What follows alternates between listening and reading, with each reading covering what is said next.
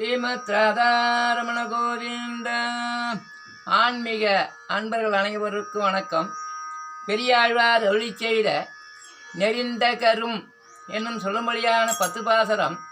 10 பாசுரத்தில் நேற்று வரை 2 பாசுரங்களுக்கு பொருள் பார்த்தோம்.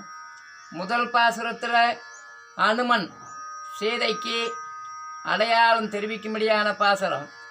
முதல் பாசுரத்தில் திருமணம் நடந்த ஒரு அடையாளத்தை சொன்னார். 2வது பாசுரத்தில் பரசுராமர் வில்லை ஒடித்தது ஒரு அடையாளமாக சொன்னார். இப்போ 3வது பாசுரத்தில் எந்த அடையாளத்தை தெரிவிக்கிறான்னு பார்ப்போம். கலக்கிய மாமனத்தனலாய் கையேயி வரம் வேண்ட, கலக்கிய மாமனத்தனலாய் கையேயி வரம் வேண்ட, மலக்கிய மாமனத்தனலாய் மன்னவனும் மறாதொழிய, மலக்கிய மாமனத்தனாய் மன்னவனும் மறாதொழிய, குலக்குமர காடுரைய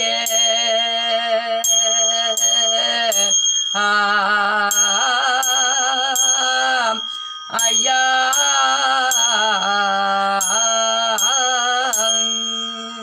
குலக்குமர காடுரைய போயன்றி விளை கொடுப்ப, குலக்குமரா காடுரைய போயன்றி விளை கொடுப்ப, லக்குமணம் தன்னோடுமங் எகியதொரடையாளம், லக்குமணம் தன்னோடுமங் எகியதொரடையாளம்.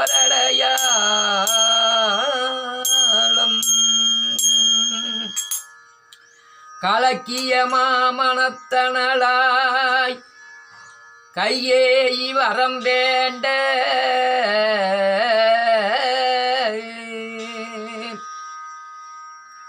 தசரதனுக்கும் சம்பராசுரனுக்கும் யுத்தம் நடக்குது.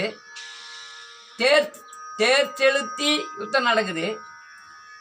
அப்படி யுத்தம் நடக்கிற சமயத்தில் தேருடைய அச்சாணி ஒடிந்து போகுது. அப்போ தோற்கும்படியான நிலை ஏற்படுது. அப்போ கூட கைகேயி இருக்கிறாங்க. அந்த கைகேயி அந்த தேருக்கு அச்சாணியாக இருந்து தேரை செலுத்தி வெற்றி பெற செய்கிறாங்க கைகேயி. அதனால் தசரத மன்னன் கைகேயி உன்னுடைய கை விரலால் தேர் செலுத்தி வெற்றி பெற்றதுனால உனக்கு என்ன வரம் வேணுமோ 2 வரம் கேள்னு தெரிவிக்கிறாரு. சுவாமி, இப்பொழுது அந்த வரம் வேணாம், தேவையான பொழுது நான் கேட்டு வாங்கிக்கிறேன்னு தெரிவிக்கிறாங்க. இப்போ ஒரு கேள்வி வரும். மனிதனுடைய கையை கொடுத்து அந்த தேரை செலுத்தினா கை ரத்தம் வரும், கை ஒடிஞ்சு போயிடும், அது எப்படி கையை கொடுத்தா தேரை செலுத்த முடியும்னு ஒரு கேள்வி வரும். இதுக்கு ஒரு சின்ன கதை மூலமா தெரிவிக்கிறாங்க. கேகய நாட்டு அரசன், அந்த கேகய நாட்டுக்கு தூர்வாச முனிவர் தவம் மேற்கொள்வதற்காக கேகய நாட்டுக்கு போகிறாரு. அந்த மன்னனை பார்த்து கேட்குறாரு, மன்னா, குடிவளம் நீர்வளம் நிலவளம் நிறைந்து இயற்கை சூழலாம் அற்புதமான நிலையில் இருக்குது.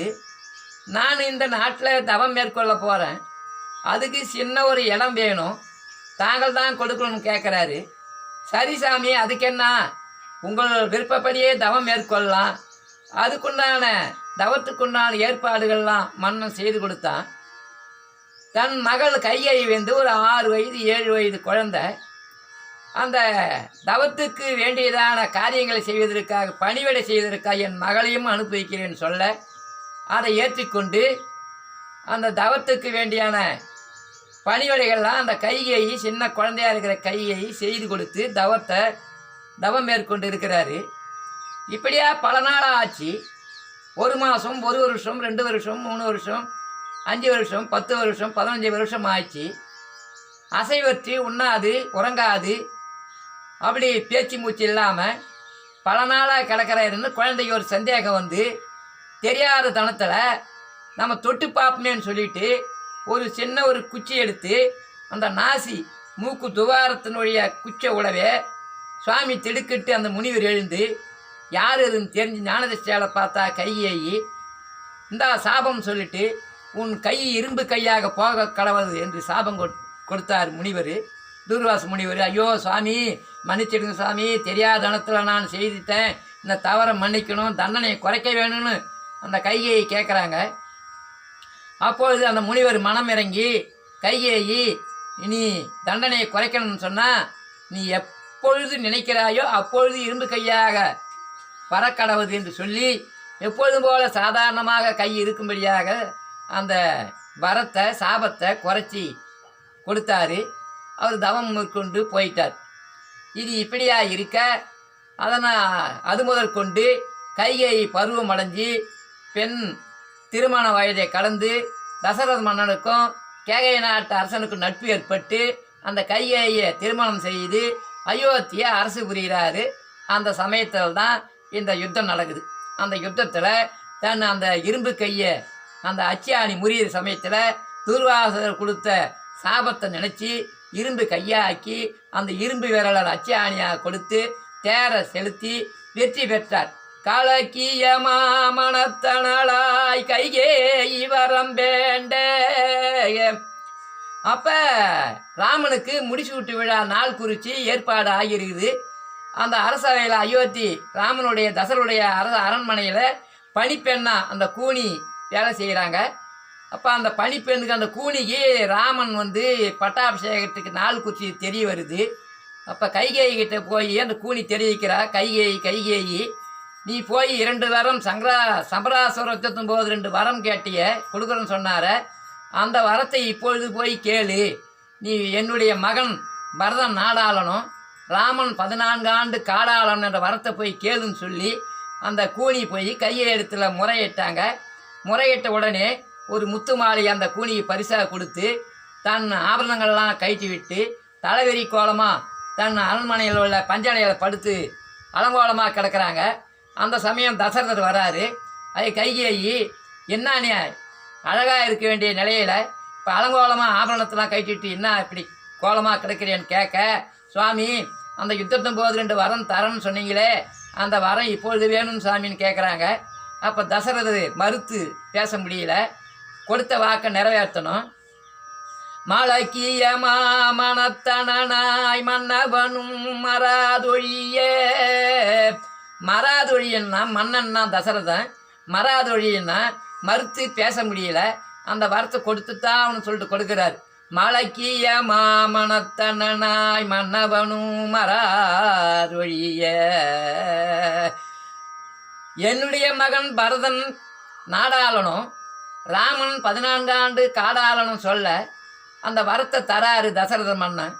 அதை ஏற்றுக்கொண்டு விடை பெற்று கிளம்புறாரு ராமன். மலக்கிய மாமணத்தனாய் மன்னவனும் மராதொழிய குலக்குமரா காடுரைய போயன்றி விடை கொடுப்ப.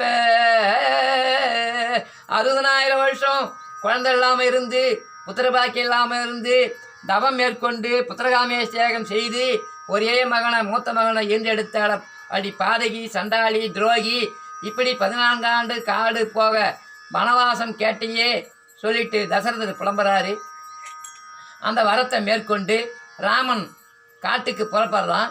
அந்த சமயத்தில் தன்னுடைய தம்பியாகிய லட்சுமணனும் கூட புறப்பட்டு செல்கிறார்கள். இந்த அடையாளத்தை சீதை நடத்தில் இலங்கையில் அசோகவனத்தில் அனுமன் சீதை இடத்துல தெரிவிக்கிறார். மலக்கிய மாமணத்தனாய் மன்னவனும் மராதொழிய குலக்குமரா காடுரைய போயென்று விடை கொடுப்ப. ஐயா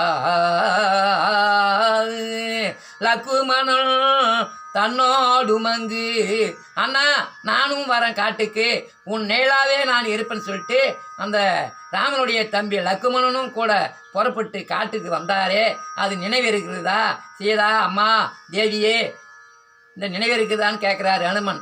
லக்குமணன் தன்னோடு மங்கு ஏகியதோ அடையாளம்.